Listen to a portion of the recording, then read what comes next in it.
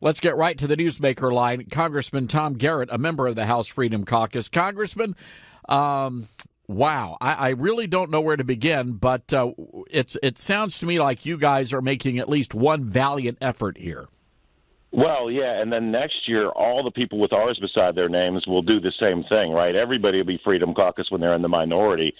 The difference is that there's one group of people that actually consistently try to do what they said they were going to do, and then the rest of the people who are secretly crafting deals behind our backs wherein they sell their word down the river to enhance their political power. Should I sugarcoat it for you? No. Well, look, we appreciate that here because, Congressman, I know our listeners, they're sick of it. They're sick of it, and they're very concerned right now with how the White House is going to respond. And I don't blame them because I'm concerned, too. Well, blessed is not he who taketh the counsel of the wicked, right? And the president is trying to keep his word. And meanwhile, I think he's got people whispering in his ear that are giving him bad guidance. I'm a fan of MMA, right? And when you knock somebody to the mat, you don't wait for the ref to intervene. You dive on them and you finish the fight. And he had Pelosi and Schumer in a point where they were revealed for having on, the emperor's new clothes, having on no clothes, right? They don't care about border security. There's a Democrat memo that's out that was written by someone who's trying to secure future elections for them that says that flooding our borders with illegals and then franchising them, which has already been done candidly, is in their best interest as a political entity, and Americans, black, white, Latino, Asian, all be damned, because this is about them enhancing their power, not about doing what's right for the United States. Congressman, I want to read this line to you. This was just posted on Breitbart. Mitch McConnell is out there saying the president will not relent on the issue of border wall funding. McConnell goes on to say there will be important unfinished business in front of us, and we'll owe it to the American people to finally tackle it. Well, hell, Congressman, and excuse my language here, but the Republicans controlled the House and the Senate for 2 years, and nothing got done. Right. I was waiting for you to insert the parenthetical, the president will not relent on border wall funding, we'll do it for him. Right? I mean, the president, and he makes me pull my limited amount of hair out sometimes too, but by gosh, the guy's been a straight shooter. And, with friends like leadership in the House and Senate, I don't know who needs enemies. I don't know how many millions of dollars were spent on your listenership on build a wall and force the law by conservative Congressman Kevin McCarthy, but he sure had 22 months to do that before election season came and he was trying to be minority leader, ironically. So he didn't do it. He controls the floor agenda along with the speaker. Push this through. Hold people to account. Make people keep their words. If they won't keep their words, throw them out and put somebody else in who will. So we understand from Darren Miller that you guys are going to try to insert border wall funding into this continuing resolution here. What are the chances of that actually happening? Well, I've only been around for one term, right? So maybe I'm not as cynical as I might be if I'd stayed longer, but I'm not going to hold my breath because we don't control the rulemaking process and we don't control the product that goes to the floor.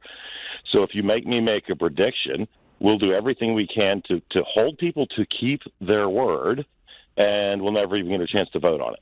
That's just, Here's how I'm going to interpret that. If any Republican who votes against that amendment is against securing the border.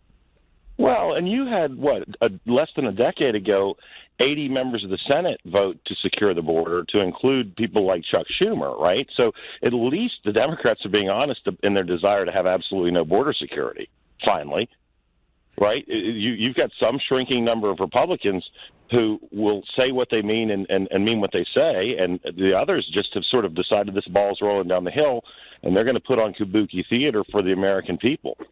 I'm just beside myself. Congressman, I'm concerned, though, for our president, because I'm with you, and I think that people are whispering into his ear on this, and just based on what he has had to endure, I can't imagine the average American citizen actually surviving what this man has been through. I hope the president knows that the American people are with him. Well, I can't imagine. I've been baselessly pilloried, and what I've endured is not even a scintilla of that which the president has to put up with. If I'm him right now, the question I'm perpetually asking myself is, whose counsel can I take? Who can I trust? I was very hopeful that Mark Meadows might become the next chief of staff. because the guy generally tends to get it right. And the president needs someone whose counsel he can take and trust. And that's just been increasingly hard to find, and it's only going to get worse next year. Well said. Congressman, real quick, I know that you just met with Kurdish troops on the ground in Syria. Your reaction to the word that we're pulling our troops out? Well, I met with troops who were Kurdish ethnically. I also met with Arab troops. I met with Christian troops. The Syrian Democratic Council is not a Kurdish experiment. It's a human experiment that includes multiple ethnicities and faiths. And us pulling our troops out is reminiscent of Cambodia. It's reminiscent of what we did to the Kurds in 91 until we established a no-fly zone in 93.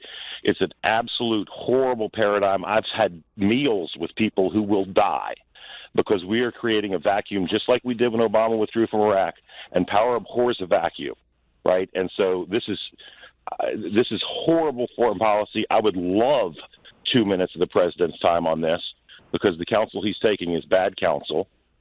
And truly, without exaggeration, human lives will end of people who seek only a democratic and tolerant society and to be left alone in their ancestral homes. And the future of Christians in the region really is we're sacrificing it here because we've gone from 3 million Christians in Iraq and Syria down to 400,000.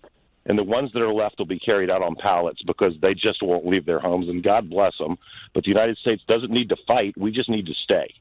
Well, President Trump says that we've defeated ISIS in Syria. He's declaring victory. So there's a four-part cancer, right? There's a four-part cancer in Syria. It was ISIS, Turkey, Iran, and the regime. Now, you can have sub-entities like the Free Syrian Army, who's al-Qaeda, and Russia, but there's a four-part cancer. We've removed one cancer, and there are 3 remaining. We're abdicating the body of the victim to the 3 remaining cancers.